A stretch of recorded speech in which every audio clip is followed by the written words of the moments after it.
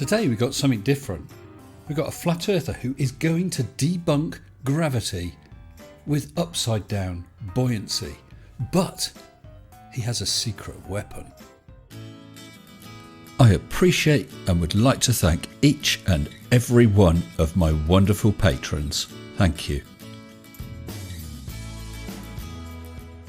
So what sort of secret weapon could a flat earther use to debunk gravity? Well, that secret weapon is a citation.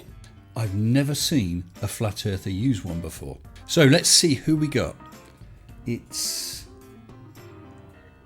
Spurs. It's Spurs. You didn't tell me it was gonna. I'm not gonna do it. No, I'm not. Oh. Apparently Mrs. Sensible says I do want to do it. So go ahead, Spurs. Roll VT.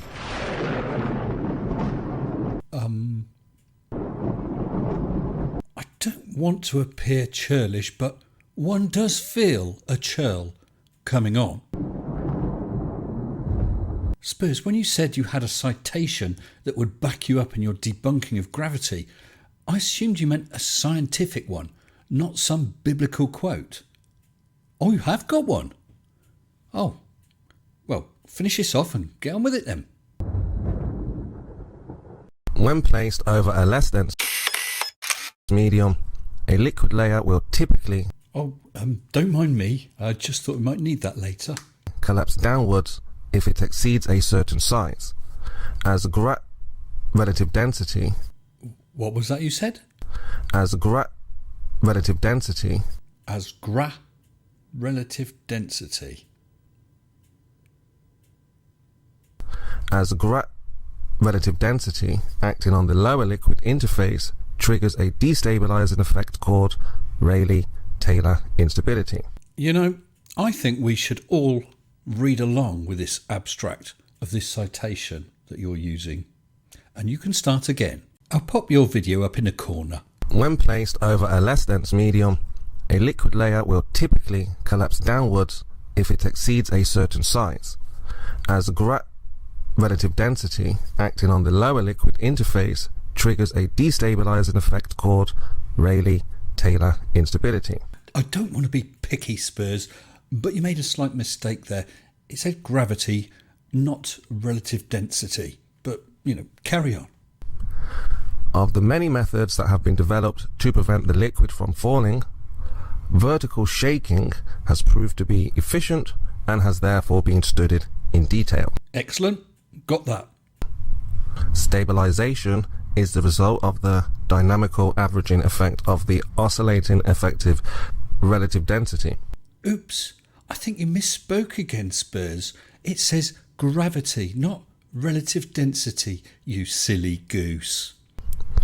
Vibrations of liquid also induce other paradoxical phenomena, such as the sinking of air bubbles, or the stabilization of heavy objects in columns of fluid at unexpected heights. Here, we take advantage of the excitation resonance.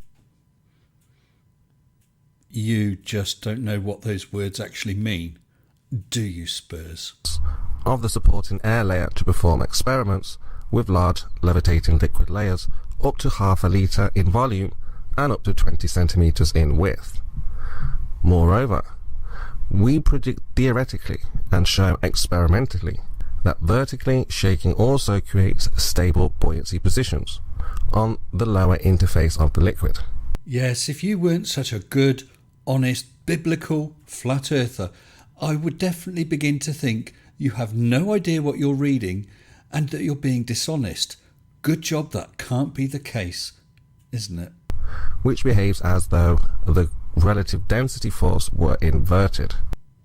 I'm sorry, Spurs, I missed that. Could you repeat, please? Which behaves as though the relative density force were inverted. There's something I'm missing here, Spurs. I mean, it must be me. It can't be you. Yeah, it's got to be me. You don't mind, do you, if I just go back and have another quick look at that, do you? Yeah, there we go. If it exceeds a certain size, as relative density acting on the... Oh, it says gravity. Oh dear, what could have happened there, Spurs? Never mind. Result of the dynamical averaging effect of the oscillating effective relative density. Oh no. It seems to say gravity again. Well, what a kerfuffle this seems to be. Well, I must be a silly Billy, Spurs. Let's carry on and check the last one. Create stable buoyancy positions on the lower interface of the liquid, which behaves as though the relative density force were inverted. Just how are you going to get out of this, Spurs? Legal precedent. Biblical flat earther. Bib. See total lying scumbag. There we are. Haley 7, United States nothing. What? You've got some more evidence you want us to see, Spurs? Well, I'm afraid I'm not interested. You have just been shown to be a total liar. You have twisted what was there on the paper, claimed that it's a scientific citation that debunks gravity when it's actually using gravity. And do you know what really annoys me, Spurs? It's not that you've got the gall to do it, but the fact that you are so stupid as you think that we possibly wouldn't notice. So just what sort of emissary and what sort of example are you to others, Spurs, for the good book when you have to lie? So why don't we finish with a quotation from your scientific book, and let's look at Proverbs 12:22. The Lord detests lying lips, but he delights in people who are trustworthy. I think someone needs to spend a little time on their knees. Until next time, stay sensible. Shut up and sit down.